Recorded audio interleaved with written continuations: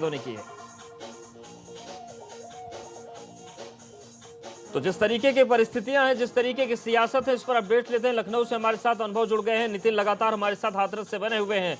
अनुभव, जिस तरीके से पूरा हंगामा हुआ है, कानून व्यवस्था का मसला तो है ही, लेकिन अब ये बड़ा सियासी मामला भी हो गया है।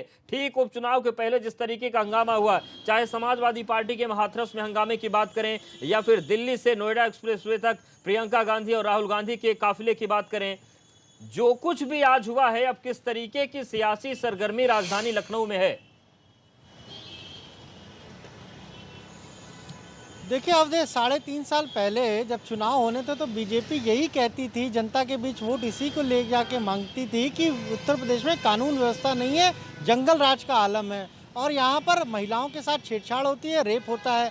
इसे ही मुद्दा बनाकर जनता के बीच गई, वोट मांगा और 325 सीटें मिली। और आज 3.5 साल बाद क्या स्थिति है कि विपक्ष उसी मुद्दे को लेकर, कानून व्यवस्था, बेटियों के साथ हो रहे रेप की घटनाओं, इनको लेकर अब सरकार को घेर रहा है। और सबसे महत्वपूर्ण है कि 8-7 सीटों पर उपचुनाव होने हैं और इस समय विपक्ष के पास एक ऐसा मुद्दा हाथ लग गया है जिस पर लगातार वो हमलावर हो रहे हैं। यानी जैसे जैसे आप देखिए हाथरस की घटना के दिन बीत रहे हैं, विपक्ष का जो हमला है वो और तेज होता जा रहा है। और मौका कैसे मिला? दरअसल जो लापरवाही हुई, चाहे वो थाने के स्तर पे हुई, चाहे वो एसपी के स्तर पे हुई, चाहे वो आईजी के स्तर पे हुई, जिसके भी स्तर पे हुई, उसका कहीं ना कहीं जो खामियाजा है वो सरकार को भुगतना पड़ रहा है। विपक्ष इसे लेकर लगातार हमलावर बना हुआ है। 3.5 साल से मायावती बहुत ही सॉफ्ट तरीके से योगी सरकार पर हमला बोलती थी, केवल ट्वीट के जरिए। कभी वो कुछ ऐसा कह देती थी जिससे कि उनकी बात भी आ जाए और ये भी लगे कि उन्होंने निशाना भी साधा है। लेकिन पहला मौका ऐसा आया जब उन्होंने प्रेस कॉन्फ्रेंस की, मुख्यमंत्री पर सीधा निशाना साधा, इस्तीफा मांगा। और आज आप सोचिए, जो गहमा गहमी रही विपक्ष की, उसकी वजह से यूपी के जो प्रवक्ता हैं सरकार के, उनको 2-2 बार प्रेस कॉन्फ्रेंस करनी पड़ी। एक बार वो सुबह मायावती के आरोपों पर जवाब देते हैं, फिर राहुल गांधी के साथ जब धक्का मुक्की होती है तो दोबारा प्रेस कॉन्फ्रेंस करते हैं। तो कितना दबाव सरकार पर है, इस बात का अंदाज़ा इसी से लगाया जा सकता है। और देखिए, विपक्ष को तो एक मौका मिला है। जो बात बीजेपी कहती थी वही बात अब विपक्ष कह रही है। बात विपक्ष कह रहा है। हमारे साथ बने रहिए, हाथरस से नितिन भी बने हुए हैं। नितिन, जिस तरीके की परिस्थितियां बनी हाथरस में जो कांड हुआ, उसके बाद जो बवाल हो रहा है, अब ये हंगामा दिल्ली भी पहुंच गया है। शास्त्री भवन में जमकर कांग्रेसियों ने प्रदर्शन किया है, उनकी गिरफ्तारी करनी पड़ी है। हाथरस में, जिस गांव में आप खड़े हैं, हाथरस की अगर हम बात करें तो वहां के लोगों के मन में क्या चल रहा है, यह समझना बहुत जरूरी है। सियासत अपनी बात करती है, सियासत अपने नारे गढ़ती है, लोगों के मन में भी क्या वही सवाल है जिसे आज पूरे दिन हमने देखा और दिखाया? देखिए, बिल्कुल देखिए, इस चीज़ को समझना होगा कि इस पूरी घटना में जिस तरीके से जो लोग दबी जुबान जो बात कर रहे थे और कैमरे पर खुलकर सामने आने के लिए तैयार नहीं थे, वो चीज़ों की तस्दीक होती नज़र आ रही है। मेडिकल रिपोर्ट हो, एफएसएल रिपोर्ट हो या आपका पोस्टमार्टम रिपोर्ट हो, रेप की पुष्टि नहीं हुई है और ऐसे में कई सारी चीज़ें निकलकर सामने आ रही हैं। अभी कहना थोड़ा प्रीमेच्योर ज़रूर होगा, लेकिन जिस तरह से लोगों ने कहा कि लड़का और लड़की दोनों एक दूसरे को बहुत पहले से अच्छे से जानते थे, पहचानते थे और इसको लेकर कई बार विवाद भी हुआ है, दोनों पक्षों में विवाद हुआ है। तो क्या ये ओनर किलिंग की ओर इशारा तो नहीं है? ये एक बड़ा सवाल बना हुआ है क्योंकि रेप की पुष्टि नहीं हुई है। और ADG law and order Prashant Kumar ने स्पष्ट कर दिया है कि जिन्होंने इस घटना को पूरी तरह से जातीय तनाव की रंग देने की कोशिश की है और ऐसे लोगों को हम जरूर ढूंढेंगे और कानून के दायरे तक उनको ले जाने की कोशिश करेंगे। यानी समझा जा सकता है कि जिस तरीके से जीभ काटने की बात आई है, रीढ़ की हड्डी तोड़ने की बात आई है, तो ऐसे कौन से लोग हैं जिन्होंने सोशल मीडिया पर कैंपेन करना शुरू किया, किन्होंने परिवार को बरगलाना शुरू किया। क्योंकि 14 तारीख को महिला का जो बयान आता है, यानी जो मृतका की मां का जो बयान आता है, 14 तारीख को जो जिसकी मौत हुई है, मृतका की जो मौत हुई है, उसका जो बयान आता है, उसके बाद लगातार उसके बयानों में तब्दीली होती रही है और 19 तारीख को, फिर 22 तारीख को 376D यानी सामूहिक दुष्कर्म की धारा तरमीम की गई है। कुल मिला के इस पूरे प्रकरण में मुख्यमंत्री कई सारे अधिकारियों से गंभीर तौर पर नाराज हैं। एडीजी जोन अजय आनंद वार्षिक निरीक्षण के नाम पर पूरी तरह से इस घटना पर नहीं पहुंचे हैं, पूरी तरह से नदारद रहे हैं। अखिलेश सरकार से इस जोन को संभाल रहे हैं और लंबे समय से वो कहा जाए सबका का लगातार तबादला हुआ, उनका तबादला नहीं हुआ। और ऐसे में आज लोक भवन में मुख्यमंत्री ने इस बात पर चर्चा की है कि आखिर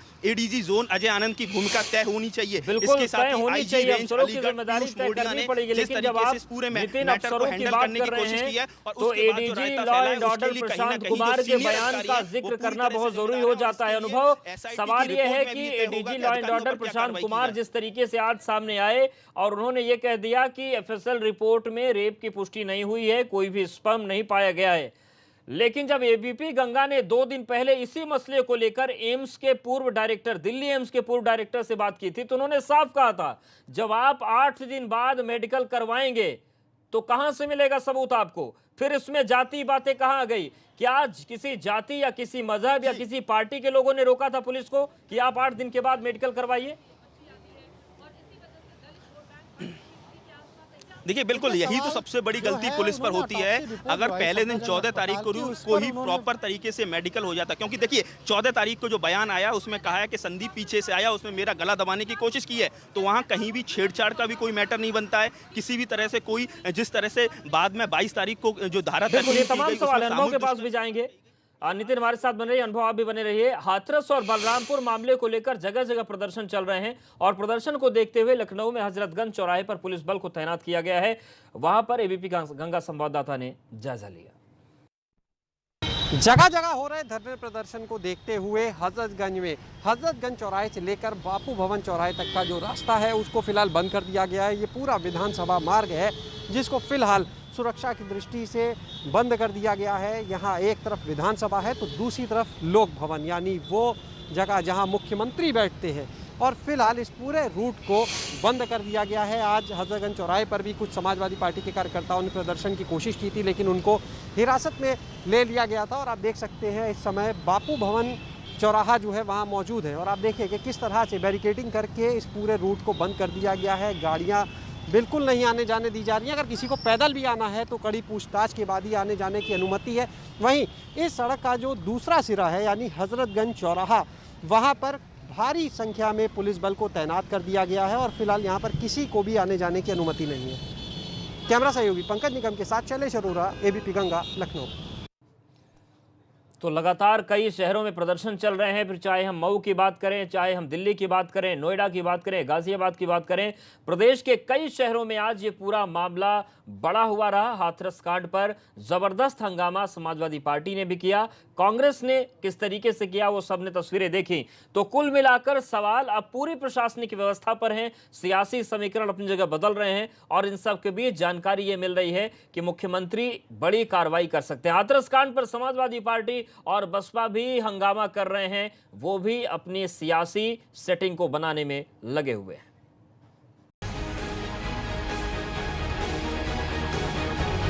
हाथरस कांड को लेकर यूपी सरकार को घेरने के लिए पूरा विपक्ष लामबंद हो गया है।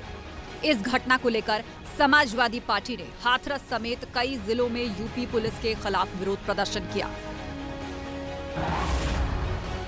सपा कार्यकर्ताओं के हंगामे और विरोध प्रदर्शन की तस्वीरें हाथरस की हैं, जहां हैवानियत के बाद हुई युवती की मौत की घटना के विरोध में सपा कार्यकर्ताओं ने जबरदस्त हंगामा किया, जिसके बाद पुलिस ने सपा कार्यकर्ताओं को गिरफ्तार करके बसों में भरकर रवाना कर दिया। हाथरस कांड को लेकर राजधानी लखनऊ में भी सपा कार्यकर्ता सड़कों पर उतरे और यूपी पुलिस के खिलाफ जोरदार प्रदर्शन किया। इस दौरान सपा कार्यकर्ताओं और पुलिस के बीच तीखी नोकझोंक और धक्का मुक्की भी हुई, जिसमें कई प्रदर्शनकारी और पुलिस वालों को चोटें आईं। हाथरस की घटना के विरोध में सपा कार्यकर्ताओं ने कानपुर में भी विरोध प्रदर्शन किया। प्रदर्शन के दौरान वो सड़क पर ही धरने पर बैठ गए और हाथरस कांड के आरोपियों को फांसी की सजा देने की मांग करते हुए नारेबाजी की। हाथरस की घटना के खिलाफ बहुजन समाज पार्टी की अध्यक्ष मायावती ने आज प्रेस कॉन्फ्रेंस की और प्रदेश की कानून व्यवस्था पर सवाल खड़े करते हुए यूपी में राष्ट्रपति शासन लगाने की मांग कर डाली। कहने का तात्पर्य ये है कि उत्तर प्रदेश में वर्तमान भाजपा सरकार में तो कानून का नहीं बल्कि गुंडों, बदमाशों, माफियाओं, बलात्कारियों एवं अन्य अराजक तत्वों का राज चल रहा है और यहाँ कानून व्यवस्था पूरी तरह से दम तोड़ चुके हैं। खासकर इस सरकार में यहाँ की बहन बेटियां तो बिल्कुल भी सुरक्षित नहीं है। मायावती ने आरोप लगाया कि यूपी में अपराधी, माफिया और बलात्कारी बेलगाम हो चुके हैं और पुलिस प्रशासन अपराध रोकने में पूरी तरह से नाकाम साबित हो रही है। इसी के चलते प्रदेश में अपराधियों के हौसले बढ़े हुए हैं। Bureau report, ABP Ganga. तो ये मामला प्रदेश व्यापी हो रहा है। बुलंदशहर में महिलाओं ने कैंडल मार्च निकाला है। काला आम चौराहे पर कैंडल मार्च निकाला गया। हाथरस की बेटी के हत्यारों को फांसी देने की मांग की गई है। पुलिस के द्वारा शव जलाने को लेकर भी विरोध जताया गया है। बुलंदशहर के मुख्य चौराहे पर यह कैंडल मार्च निकाला गया। तो देखिए तस्वीर हम आपको बुलंदशहर की दिखा रहे हैं, जहां पर महिलाओं ने कैंडल मार्च निकाला और पुलिस की जो कार्रवाई थी उसका भी विरोध किया। पीड़िता को इंसाफ दिलाने की मांग की। काला आम चौराहे पर एक कैंडल मार्च निकाला गया। हाथरस की बेटी के हत्यारों को फांसी देने की मांग यहां पर उठाई गई।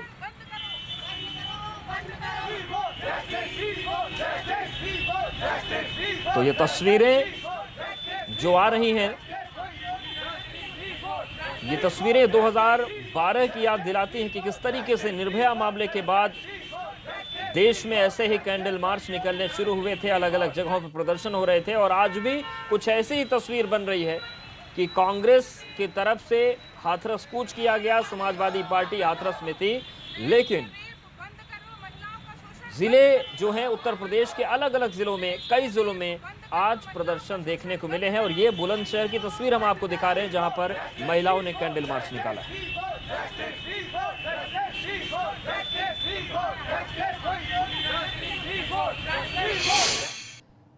तो हाथरस की बेटी के साथ हुई हैवानियत की इस बड़ी